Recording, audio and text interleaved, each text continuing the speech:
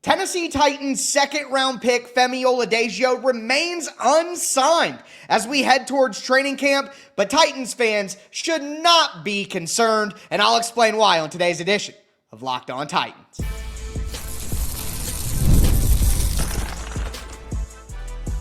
You are Locked On Titans, your daily Tennessee Titans podcast, part of the Locked On Podcast Network, your team every day. Welcome to the Locked On Titans podcast. I am your host, Tyler Rowland. Titans fans, today's edition of the Locked On Titans podcast is brought to you by Gametime. Download the Gametime app, create an account, use the code LOCKEDONNFL for $20 off your first purchase. On today's show, we are going to continue the 2025 Locked On Titans training camp preview, and it's time to get defensive. Let's dive into the edge rusher group. I'm going to tell you what's going on with Femi Oladejo's contract right now. I'm going to tell you why I think there could be a surprise veteran cut at the edge position, and we'll talk about some free agent names I think the Tennessee Titans need to consider. Before we dive into all of it, I do want to thank you for making Locked On Titans your first listen each and every day. Remember, Monday through Friday, Tennessee Titans content all year round, always for free. Make sure that you get subscribed, stay subscribed. It's your team every day here on the Locked On Titans podcast. Speaking of every day, shout out to my everydayers out there tuning in Monday through Friday. Couldn't do it without you guys. If you aren't an everydayer, you need to be one. Tennessee Titans training camp starts next week. The football has arrived, folks. You want to get ready. You want to know every player on the roster heading into training camp. You want to know exactly where the players stand. You got to stay with me here on the Locked On Titans training camp preview. I did the offense, wide receiver yesterday, all the other positions last week. Again, we're starting the defense today. We're going to hit linebacker and interior defensive line tomorrow. We're going to hit secondary on the next show, and then I'll have a mailbag to cap off the offseason. So you guys should send in all your questions to me on Twitter at TicTacTitans. But with all that being said and the long preamble, I understand. Let's talk about the Femi Oladejo situation, because there's two different aspects to a conversation about Femi Oladejo right now. Number one is the contract situation and what's going on with that, because Femi Oladejo remains unsigned for the Tennessee Titans, but it's a larger NFL issue, which we'll discuss. And then Femi Oladejo on the field and what his performance and production for this team means in year one. Now, we'll start with the contract situation, because some people who maybe aren't as tapped into what's going on with all the other teams are like, hey, why don't the Titans have their second-round pick signed? But if you look a little bit closer around the NFL, 30 out of 32 second-round picks haven't been signed as of me recording this. Now, these are the type of things where the dam could break at any moment in time, and then a flood of signings would happen, and you'd be like, Tyler, what are you talking about? They're all unsigned. There's a bunch of them that just got signed, but there's a specific thing that's holding things up. And it's not just a Titans problem. It's an NFL problem. And that is the amount of guaranteed money on the contract for a second-round pick. All right? So the first two drafted players in the second round from this year's class got fully guaranteed contracts. I think it was, trying to remember, Jaden Higgins and Carson Swessinger, I think, of the Cleveland Browns. Higgins of the Texans and Swessinger of the Browns, I think, are the two guys who have got their contracts, and they got fully guaranteed contracts. So the next player is Nick Onwunwari. Remember, the Tennessee Titans traded with the Seattle Seahawks. The Titans had the third pick in the second round. They traded with the Seahawks. So Nick Onwunwari, the safety out of South Carolina, he has not signed a deal with the Seattle Seahawks. Why? Because his agent is saying, hey, the two second-round picks in front of me, 34 and 30, or 33 and 34, they got fully guaranteed deals. Well, I'm pick number 35. I want a fully guaranteed deal. And because that has not been resolved, the rest of the second round has, think of it like a domino effect. The first two dominoes fell with the first two picks in the second round, but that next domino has not fallen yet. And therefore, Femi Oladejo, who's all the way down the line,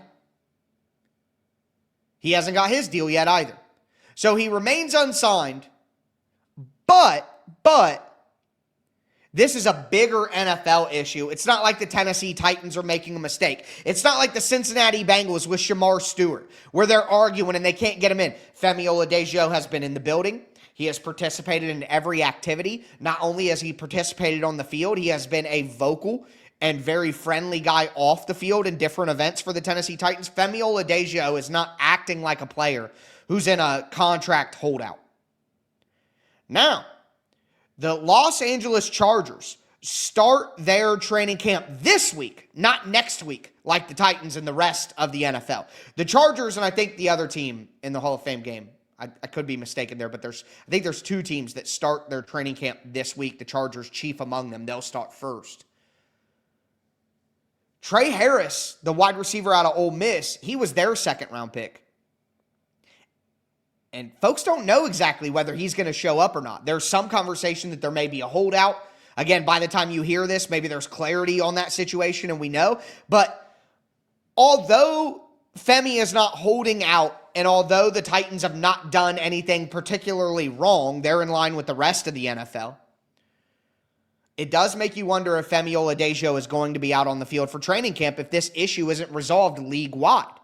And the reality is, Femi Oladejo needs to be on the field for training camp more than other second-round picks, in my opinion, because he's switching positions. He is a young, developing player. He needs a lot of development to get to a place where he can really help the Tennessee Titans. So, while it's not a Tennessee Titans-specific issue, it could have a more of a negative impact on the Tennessee Titans than other teams. So hopefully this is something that gets resolved before training camp kicks off for most of the NFL, but it is something to watch. But again, Titans fans shouldn't worry about it because, quite frankly, it's not like the Titans are doing something wrong here. It's not like, the Titans could fix the issue. It is a league-wide labor issue, and there's a lot of those going around in the NFL right now if you pay attention to the NFL business news. I don't really dive too much into those big picture topics here on this show because we talk Titans, but this is one of those scenarios where these larger NFL issues, the collusion, the NFLPA, all this stuff, Michael Bidwell and the Tex and the Lamar Jackson, all this news that's been coming out about the NFL and some of the nasty stuff and bad business behind the scenes.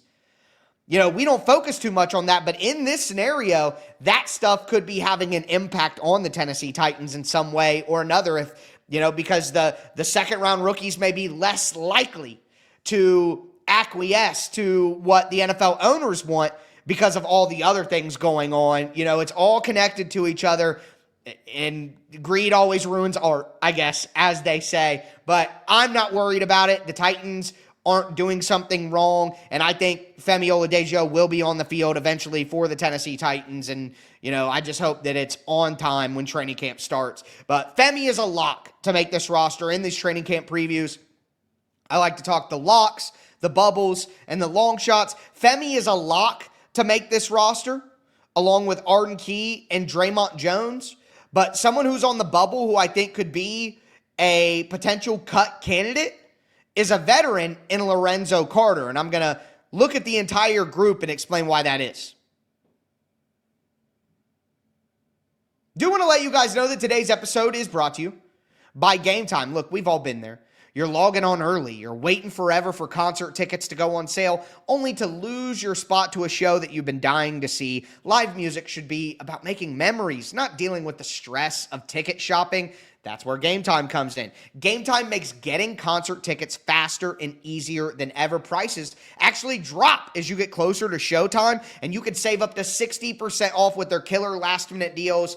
I love Gametime because they have the best features in the industry. They have a panoramic view from your seat so you know what you're looking at before you buy. They also have a feature for all-in pricing, so the price you see is actually what you pay with no hidden fees. The Gametime guarantee, again, make sure that you always get the best deal. Take the guesswork out of buying tickets and concert tickets as well, not just for games, but for concerts with Gametime. Download the Gametime app, create an account, use the code LOCKEDONNFL for $20 off your first purchase. Terms apply. Again, create an account, redeem the code LOCKEDONNFL for $20 off. Download the Gametime app today. Last minute tickets, lowest price, guarantee.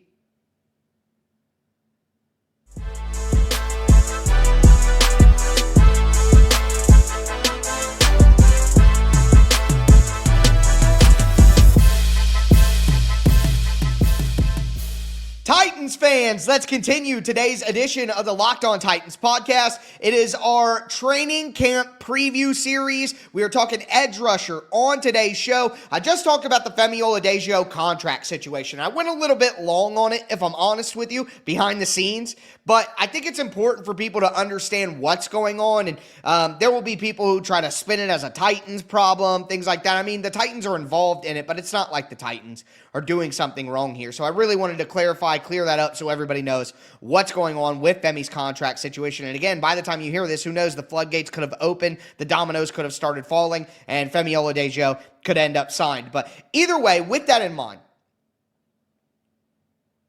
the Tennessee Titans edge rusher group is very interesting because there's not a lot of high-end talent. This is not a very good edge rusher group. But the decisions the Tennessee Titans can make and how they deploy these guys and how they're used are going to be very interesting. I think at the heart of that interest is Femi Oladejo because he can make a difference as to what happens with the roster, the depth chart. So when I talk about my locks to make the roster, again, Arden Key is a lock. He's the best edge rusher on the Titans. Didn't put up a ton of sack production last year. Like if you're looking in the actual box score of things, Arden Key had 6.5 sacks, I think is what he was credited with last year, which is not great production for a top-tier edge rusher on a team. That is dangerously scary, and ultimately, that's why the Titans edge rusher group is not that great, because their best edge rusher is Arden Key, and he's a guy who gets you about 7 sacks a year, probably 8 at best. Arden Key should be a third rotational edge rusher on a good football team, not the best.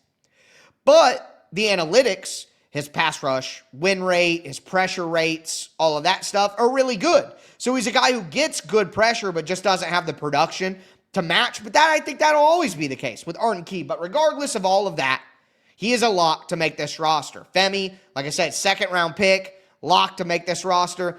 Draymond Jones.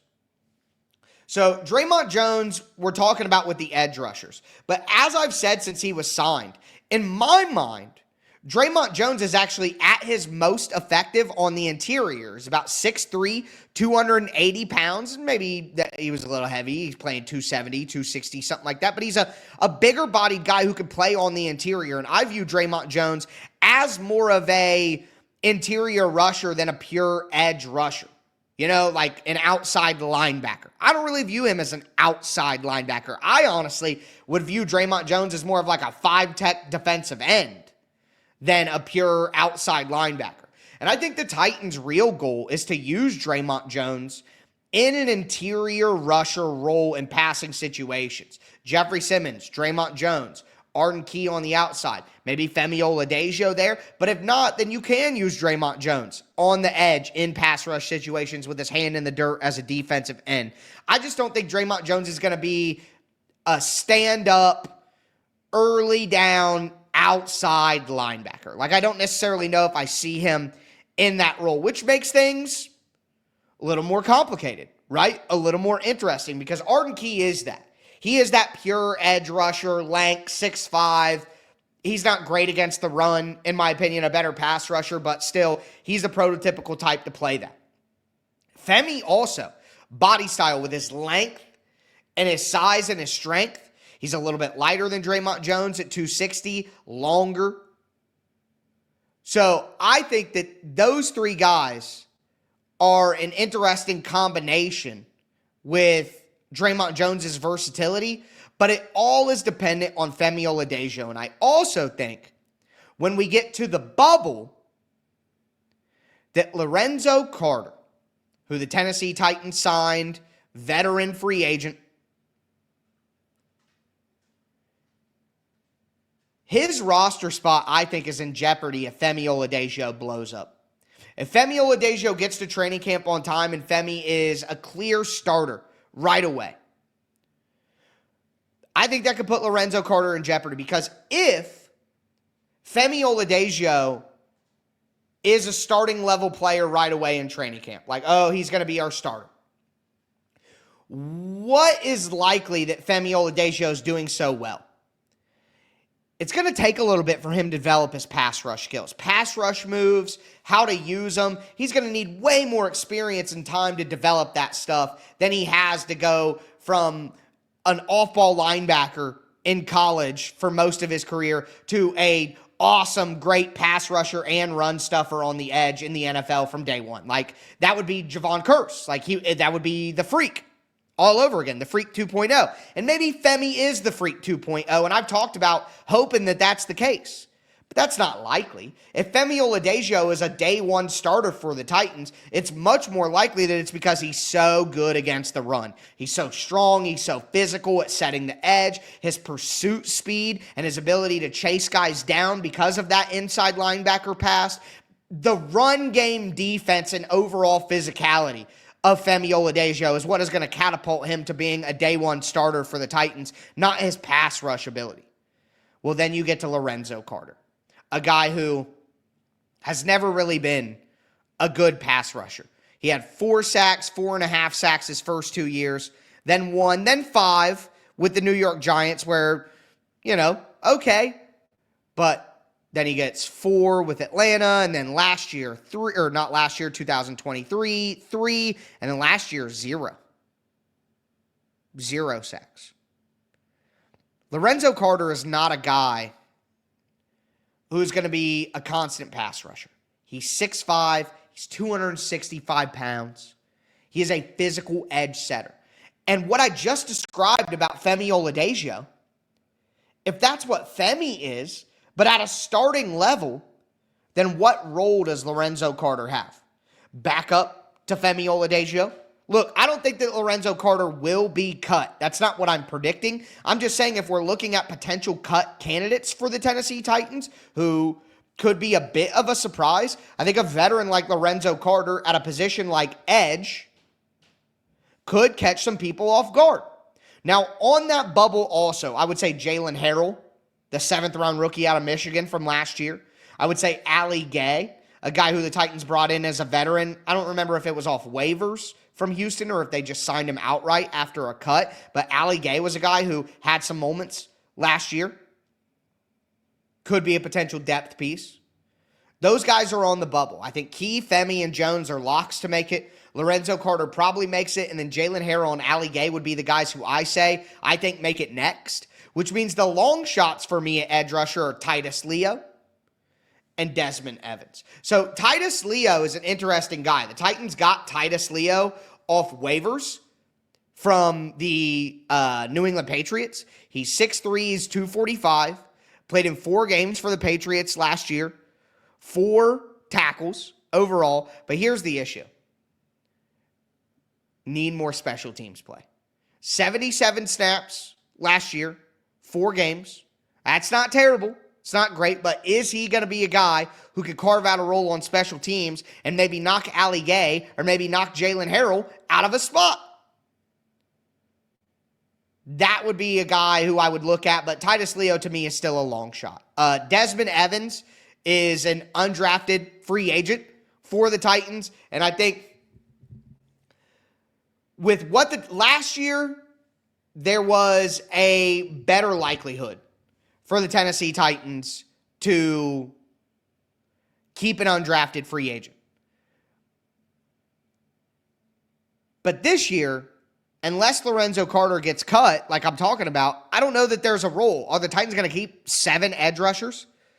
Maybe Desmond Evans out of North Carolina can beat out a guy like Ali Gay. Look, Evans is 6'6", 260, 270. He's a big guy, 6'5", 6'6", 260, 270. He is a big physical guy who could have some versatility to him as a defensive lineman as well. 5 sacks in his last year in college. 3 sacks the year before that.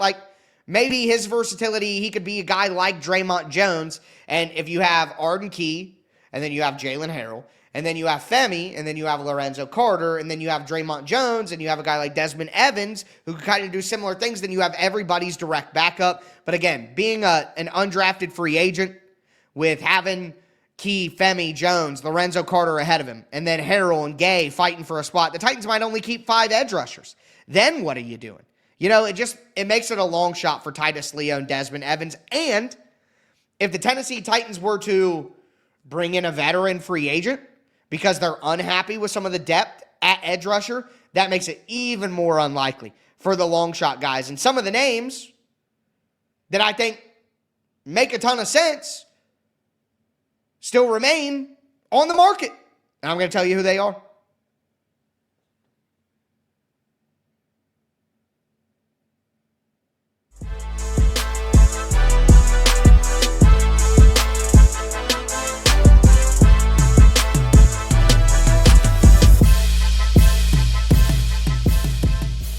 Titans fans, let's cap off today's edition of the Locked On Titans podcast, breaking down the edge rusher spot for the Titans. We talked about Femi Oladejo's contract. We talked about why Femi Oladejo's ascension or lack thereof could have a roster impact on who makes it, who does it, like Lorenzo Carter. But now I want to talk about some guys who I think could potentially be added, because I think the edge rusher is still there are spots like wide receiver. I don't want to see anything added at wide receiver. Let's just see what the young guys have. Inside linebacker. I don't really care if the Titans make an addition there. Let's see what the young guys have. But there are a few positions where I don't feel like that. And edge rusher is so important.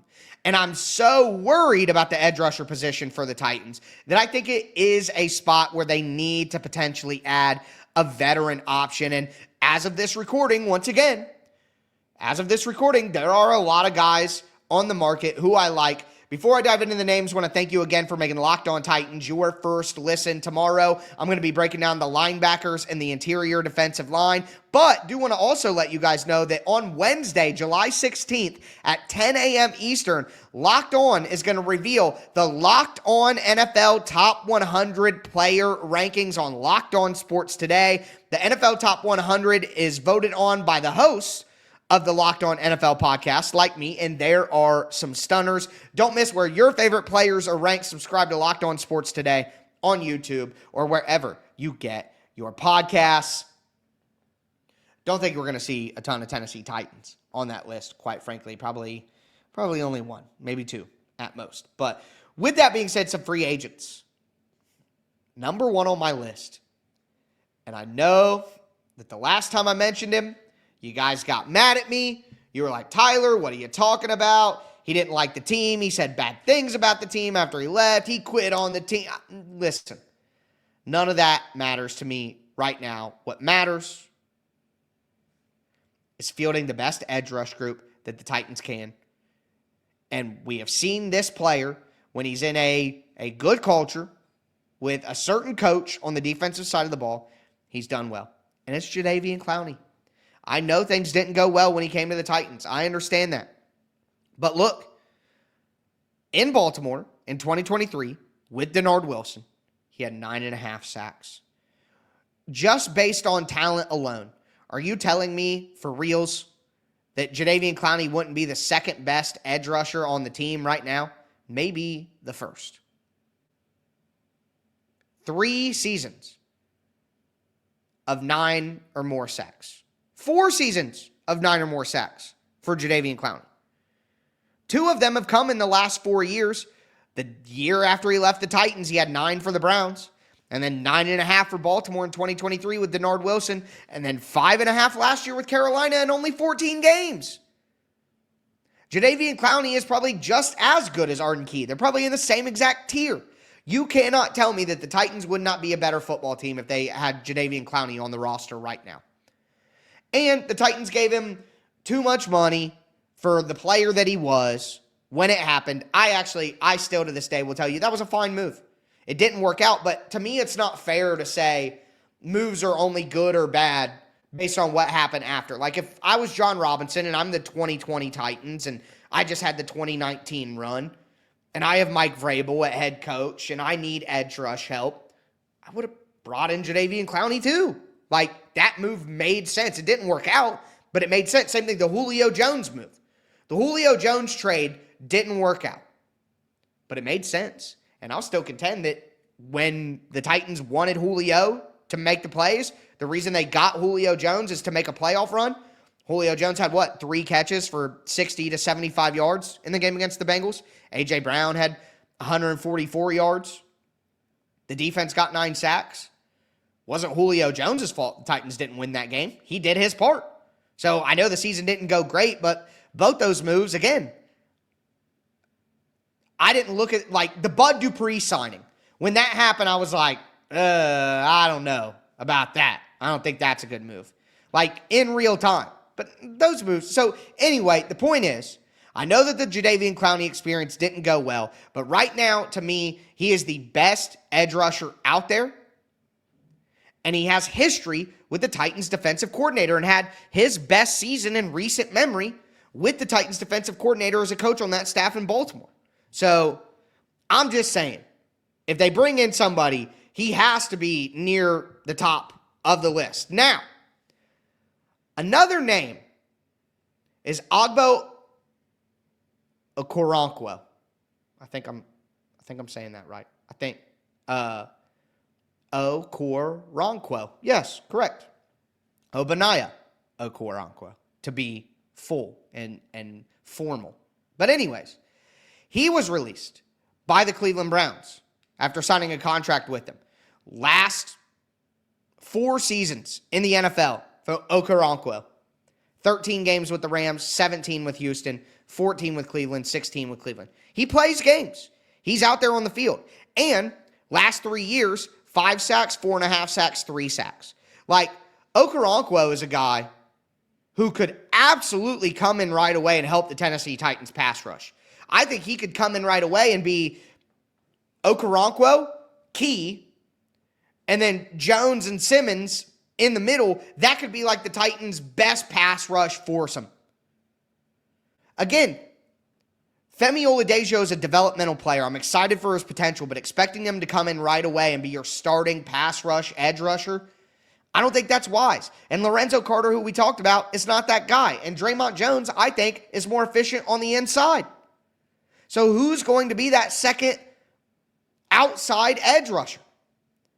I think Clowney, Okoronkwo, both those guys make sense. If you want to dip into a little bit of an older player, which I wouldn't be as excited about, but I guess would still make sense, Zadarius Smith. Zadarius Smith is a guy who could make some sense for the Tennessee Titans. Longer in the tooth, of course, been around, but if it really is bad, if the young guys are really bad and you're really worried, Zadarius Smith, you could do worse. So you bring him in, say, hey, just come in and pass rush for us. That could make sense.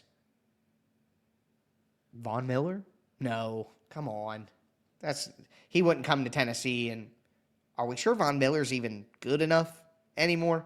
I don't know, man. I don't know. Those are tough questions, quite honestly. But this edge rusher group, I think it limits the ceiling for the Tennessee Titans, but within that, there are some interesting things to watch. So that's my locks, my bubble guys, my long shots, and some veteran free agents that I would be interested in. Tomorrow, linebacker, interior defensive line.